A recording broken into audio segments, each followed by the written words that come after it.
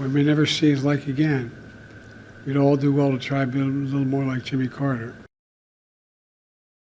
On top of the breaking news here this morning that former President Jimmy Carter has died. He was 100 years old. Carter died at his home in Plains, Georgia yesterday, surrounded by family.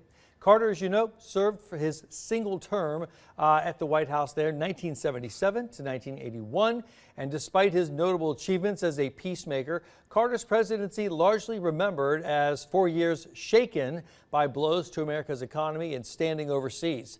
After his term, Carter, though, was credited with reinventing the concept of the post-presidency, dedicating his life to humanitarian causes. Today, leaders from across the tri-state, country, and the globe are all coming forward to pay their respects. Our Jordan Valines has more now.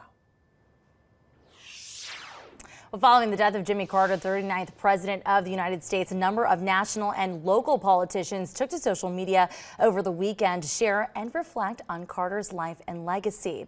Ohio Governor Mike DeWine was one of the first to issue a statement on Jimmy Carter's death, saying, quote, "President Carter lived his faith through his public life and had one of the most impactful post-presidencies in American history.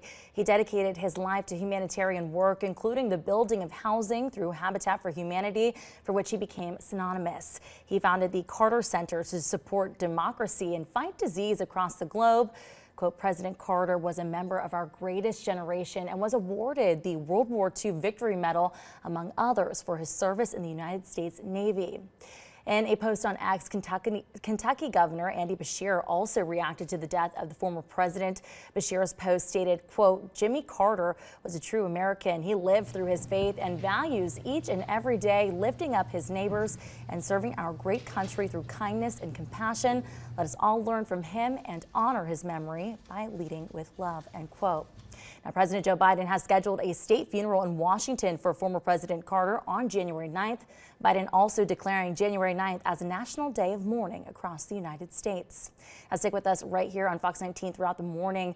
We have more reactions from local leaders, and we'll look back at some of President Carter's past trips to the tri-state.